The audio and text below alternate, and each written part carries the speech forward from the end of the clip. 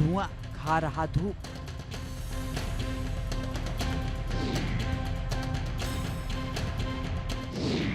Thermal प्लांटों ने बिगाड़ा सोलर का रूप। ऑक्सफोर्ड की रिसर्च ने बढ़ाई टेंशन।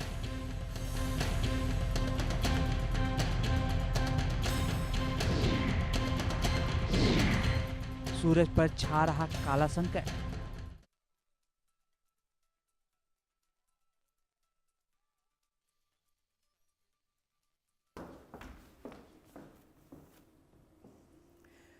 तो क्या सूरज पर छा रहा है काला संकट? आज इसकी पूरी जानकारी आपको देंगे। धुएं ने निगल ली सूरज की क्या ताकत। दुनिया को रोशन करने वाला सूरज तो हर दिन पूरी ताकत से चमक रहा है, लेकिन इंसान के बनाए प्रदूषण ने उसकी रोशनी पर ही पर्दा डाल दिया है। जिस कोयले से बिजली बन रही है, अब वही सौर ऊर्जा का सबसे बड़ा दुश्मन बनता जा रहा है।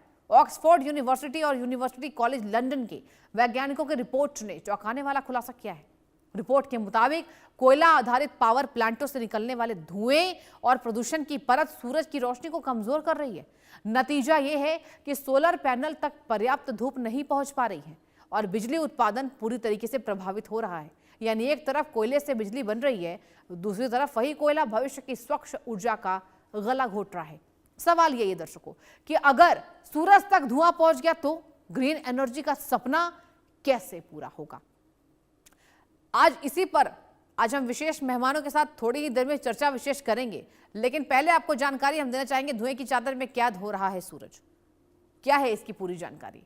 देखिए, सूरज हर दिन उतनी ही रोशनी देता है, लेकिन धरती तक पहुंचने वाली यहां पर कहा जा रहा है उस रोशनी का रास्ता अब धुएं और प्रदूषण से भरता जा रहा है। वैज्ञानिकों के मुताबिक वातावरण में मौजूद सूक्ष्म कण सूर्य की किरणों को बिखेर देते हैं, जिससे सोलर पैनल की कार्यक्षमता घट जाती है। इसका मतलब साफ है कि जितना ज्यादा प्रदूषण उतनी कम सौर ऊर्जा। भारत जिस तेजी से सौर ऊर्जा पर दांव लगा रहा है, उसके लिए यह चेतावनी बेहद गंभीर है, क्योंकि अगर आसमान साफ नहीं रहेगा तो सोलर क्रांति भी अधूरी रह जाएगी। जी हां, सोलर पैनल की दक्षता में गिरावट आई है। धुएं की चादर में कैद हो रहा है क्या सूरज? और देखिए, जो सूक्ष्म कण होते हैं वही सूरज की रोशनी को बिखेरते हैं। अब कहा जा रहा है कि वातावरण के प्रदूषित होने के कारण सूरज पर इसका इफेक्ट पड़ता नजर आ रहा है। धुएं की चादर में कैद हो रहा सूरज। कोयला और धुआं सबसे बड़े चुनौती बन चुके हैं। कोयला और धुआं, इस बात को समझिए, ये दोनों जो कॉम्बिनेशन है ये क्या सूरज की परतों को ढक रहे हैं। साफ आसमान से ही बढ़ेगी सौर ऊर्जा। जाहिर सी बात है, देखिए सौर ऊर्जा की तरफ यहाँ पर देश जा रहा है, लेकिन अब कहा जा रहा है कि साफ आसमान से ही ये पॉसिबल है और साफ आसमान पर ही ग्रहण लगा हुआ है। वैज्ञानिकों ने इसकी गंभीर चिंता दर्शकों जताई है और वैज्ञानिकों के अनुसार आने वाले दिनों में कहा जा रहा है कि इसका विशेष यहाँ पर जो लक्षण है वो देखने को मिल सकता है। धुएं की चादर में कैद हो रहा है सूरज। सूरज का वोल्टेज, दिन में सूरज का साथ, रात में अंधेरे का डर। आपको बता दें, दोपहर में जब सूरज सबसे ज्यादा चमकता है तब बिजली की आपूर्ति प्रचुर मात्रा में होती है, लेकिन सूर्यास्त के बाद वही व्यवस्था लड़खड़ा रही है। उत्तर भारत में रात के समय एसी और कूलर की मांग लगातार बढ़ रही है, जबकि सोलर उत्पादन शून्य हो जाता है। बैटरी स्टोरेज की कमी के कारण इस अंतर को भरने के लिए कोयले पर निर्भरता बढ़ रही है। यही वजह है कि ऊर्जा विशेषज्ञ अब सौर ऊर्जा के साथ बड़े स्तर पर बैटरी क्रांति की मांग कर रहे हैं। आप एक आंकड़ा देखिए। चलिए अब आपको आंकड़ा दिखाते हैं। आंकड़ों के जरिए आपको समझाने की कोशिश करेंगे कि जिस तरीके से ये जो संकट गहराया है, ये जो नेचुरल रिसोर्सेज के तहत की बहुत बड़ी गंभीर समस्या बन रही है, सौर ऊर्जा में उत्पादन में भारत किस तरीके से आगे बढ़ रहा है। देखिए, भारत दुनिया का तीसरा सबसे बड़ा सौर ऊर्जा उत्पादक बन चुका है, लेकिन उत्तर भारत में पैदा हो रहा संकट बता रहा है कि केवल सोलर प्लांट लगाने भर से समस्या का समाधान नहीं होगा। विशेषज्ञों का, एक्सपर्ट्स का यह मानना है। देखिए, यहां पर आंकड़े भी आ चुके हैं। चलिए एक बार आपको आंकड़ा बताते हैं कि अगर storage, smart meter, time of the tariff और मजबूत ग्रिड नहीं होगा तो प्रॉब्लम हो सकती है। सूरज हारा नहीं, इंसान हारा है। 5.8% वैश्विक यहां पर कहा जा रहा है प्रदूषण के कम बड़े होने की वजह है। प्रदूषण के कण जो है वो बढ़ रहे हैं और यही समस्या बनी हुई है। सूरज हारा नहीं है, इंसान हार रहा। आप देखिए, और यहां कहा जा रहा है सोलर पैनलों तक कम यहां पर धूप पहुंच रही है। सोलर जो पैनल होते हैं जो सौर ऊर्जा के लिए सबसे महत्वपूर्ण है, वहां तक धूप का जो कण है वो देरी से पहुंचता है, कम पहुंच रहा है बिकॉज ऑफ द पोल्यूशन। और जीवाश्म ईंधन पर बढ़ सकता है दबाव। जाहिर सी बात है, आप देखिए जीवाश्म ईंधन पर अब दबाव बढ़ सकता है। सौर ऊर्जा जब हमें नहीं मिल पाएगी, उसका उत्पादन नहीं हो पाएगा, तो जाहिर सी बात है जीवाश्म ईंधन पर हमारा यहाँ पर जो निर्भरता है वो बढ़ेगी। जलवायु लक्ष्यों पर भी असर होगा, जलवायु के लक्ष्यों पर भी इसका असर होगा। यही वजह है कि हम कह रहे हैं सूरज हारा नहीं है, इंसान हार रहा है। किस देश को कितना नुकसान, चलिए। और 5.8% वैश्विक सोलर उत्पादन में कमी आई है। बहुत देखिए, बहुत बड़े ये आंकड़े हैं। 5.8% देश और नुकसान बताते हैं किस देश को कितना नुकसान। Bharat 9.6%, China 7.9, Japan 5.4, Germany 4.7, America 3.1, Spain 3.1। यहां पर तो अमेरिका और स्पेन का जो आंकड़ा है ये बहुत कम है, इन स्पाइट ऑफ ये भारत की बात करें और चीन की बात करें। आप देखिए सबसे ज्यादा नुकसान हो रहा है हमारे देश को। कितना नुकसान देश को हो रहा है? 9.6। और देखिए प्रदूषण बढ़ता जा रहा है। प्रदूषण को रोकने के लिए सरकार देखिए काम कर रही है, लेकिन इसका इंपैक्ट उस स्तर तक नहीं आ पा रहा है। और अब आपको हमने आंकड़ों के जरिए बताया है कि सूरज का जो वोल्टेज है वो कम रह रहा है। और क्या अब आगे इंसानों को भी प्रॉब्लम होगी? क्या हम जिंदा रह पाएंगे? ये तमाम बड़े सवाल भी आज है और इस पर हम चर्चा विशेष करने वाले हैं। लेकिन सबसे पहले हमने आपको बता दिया कि क्या हो रहा है, किस तरीके से इसका नुकसान हो रहा है, और यहां पर पॉल्यूशन की वजह से जिस तरीके से पॉल्यूशन बढ़ रहा है उसकी वजह से इसका सबसे ज्यादा नुकसान जो है वो पड़ रहा है। और अब इसका जो इंपैक्ट है ये आम इंसानों तक भी दर्शकों पहुंच गया है। भारत दुनिया का तीसरा सबसे बड़ा सौर उत्पादन का क्षेत्र है, जी हाँ। और यही कहा जा रहा है कि अब भारत के आंकड़े देखिए डराने वाले। 9.6%। किस देश को कितना नुकसान? भारत को 9.6% का नुकसान हो रहा है। और यही वजह है कि आज हम इस गंभीर मसले पर चर्चा की हम शुरुआत भी करने वाले हैं। आपको बता दें, जिस तरीके से सौर उत्पादन को लेकर प्रधानमंत्री नरेंद्र मोदी ने भी कई बार, आपने सुना होगा, खुले मंचों से कहा है कि इंसान को पॉल्यूशन कम करने की जरूरत है। और चलिए अब चर्चा की शुरुआत करते हैं। मेरे साथ बेहद खास मेहमान जुड़ चुके हैं। डॉक्टर सुरेंद्र नाथ पांडे, ग्लोबल वार्मिंग विशेषज्ञ एक्सपर्ट है, जुड़ चुके हैं। बहुत स्वागत है आपका सुरेंद्र नाथ सर। और आनंद आर्य, पर्यावरणविद हैं, जुड़ चुके हैं। आनंद आर्य सर, आपका भी बहुत स्वागत है हमारे चैनल पर। और पहला सवाल मेरा आपसे होगा, जिस तरीके से यहाँ पर ग्लोबल वार्मिंग बढ़ रही है, सूरज का जो खतरा है वो आने वाले समय में कितना ज्यादा इम्पैक्टफुल होगा, क्या कहेंगे सर? ना देखिए ग्लोबल, अच्छा सॉरी, प्लीज गो अहेड। मुझसे सवाल या? जी जी जी जी, आपसे ही सवाल था सर। देखिए दो चीज़ हैं। एक तो यह है कि ग्लोबल वार्मिंग का, और ग्लोबल वार्मिंग क्यों है उसके बहुत सारे कारण हैं। क्योंकि वो तो जो प्रकृति के नियम हैं, हमारे जो पेड़ हैं, हमारी जो नदियां हैं, हमारी जो वेटलैंड्स हैं, जो हमारे पहाड़ हैं जहाँ पे ग्लेशियर्स हैं, इनका ध्यान नहीं हम रख रहे हैं जी।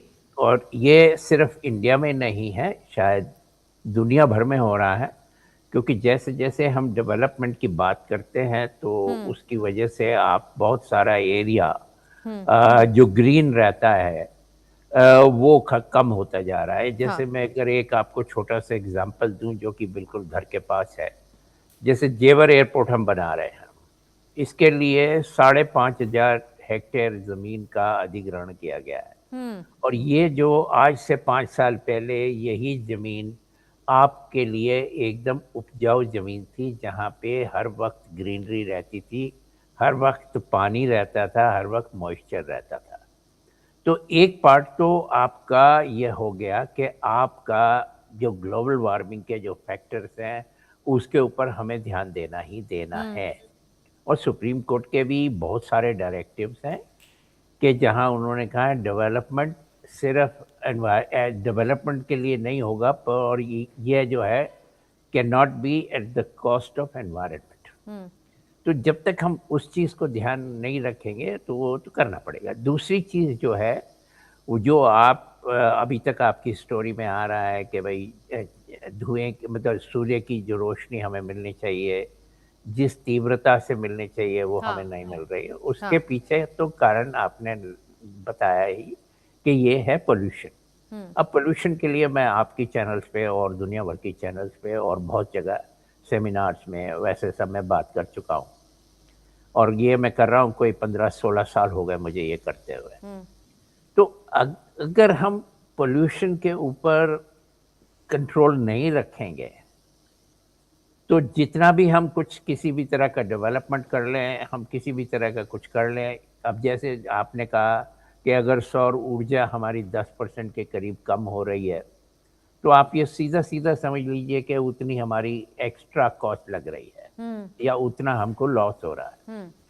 तो इसके लिए प्रदूषण को सीमित करना, प्रदूषण को हटाना, उसके एक-एक चीज़, एक-एक सोर्स के जहाँ से प्रदूषण पैदा होता है, वो आइडेंटिफ़ाई किया जा चुका है।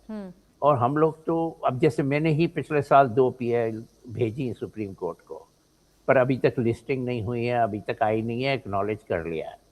उसमें एक-एक सजेशन दिया हुआ है कि भई जहाँ-जहाँ से आपका प्रदूषण का जो भी स्रोत है, आप उसको बंद करिए। अब वो हम नहीं कर रहे। जैसे आपने ये कहा कि जितने भी हमारे थर्मल पावर प्लांट्स हैं, हाँ। इनको बंद करने का डिसीजन आज नहीं 10 साल पहले हो चुका है।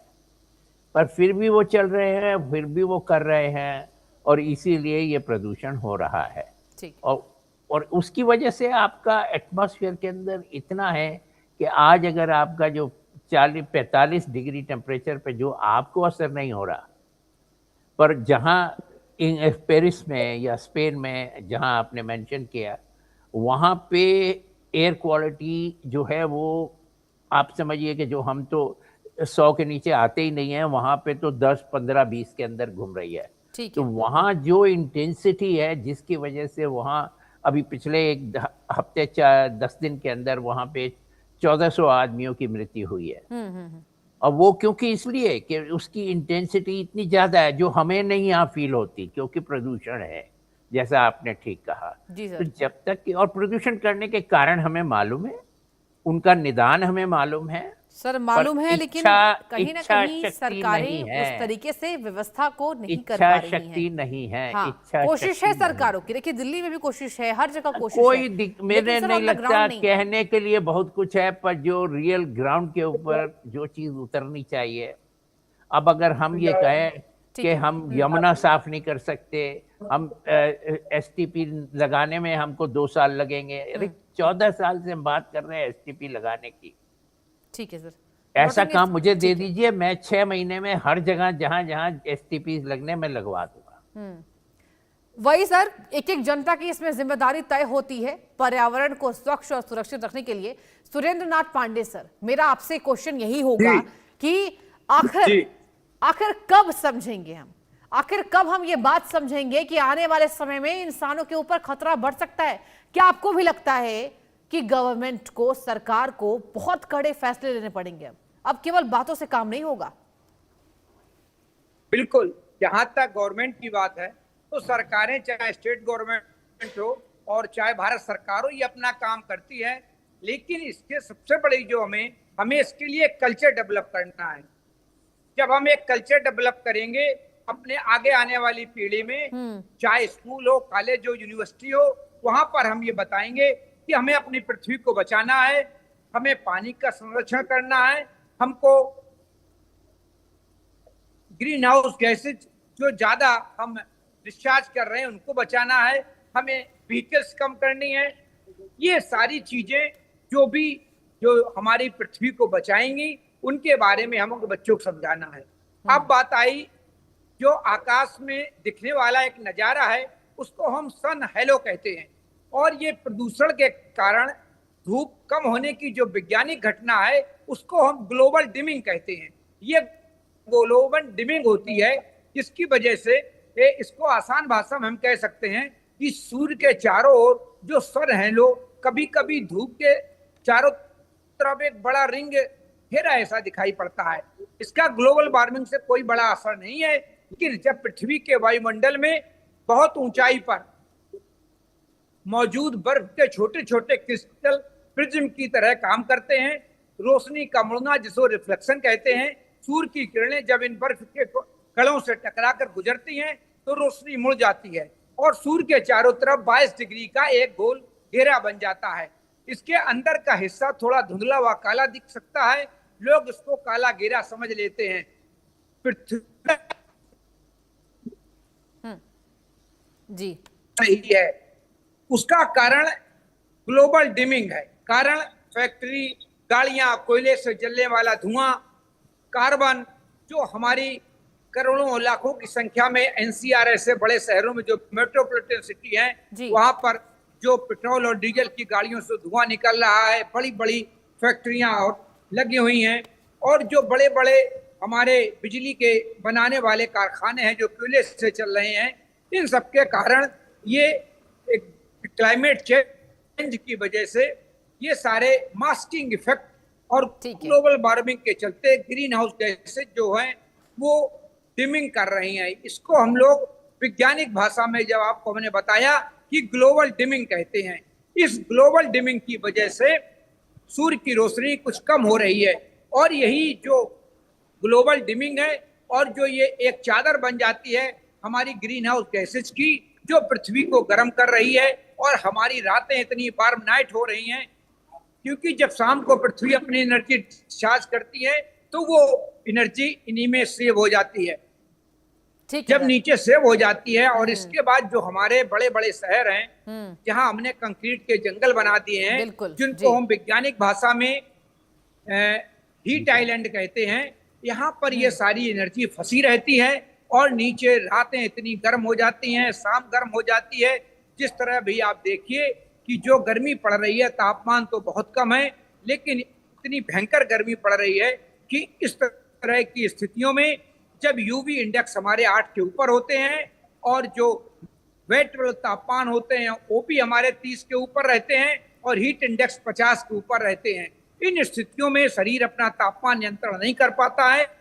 जो हमारे शरीर की तापमान नियंत्रण करने की प्रणाली होती है वो काम नहीं करती है, और हमको हीट स्ट्रोक से लेके कई तरह के ऑर्गन्स फेल्योर तक और स्वास्थ्य संबंधी तमाम तरह की दिक्कतें आने की संभावना परेशानियां हो बनी रही है, रहती और है। यही वजह है और कि आप कम- ये सोच कम रहे हैं धूप सर जब कि पृथ्वी पे अब आती है, यहाँ पर तो कहीं ना हमारा कहीं जो ठोस evaporation कदम का उठाने की जरूरत है। हाँ ठीक है सर, मैं लौटूंगी आपके पास। आनंद आर्य सर के पास एक बार मेरा रुख होगा।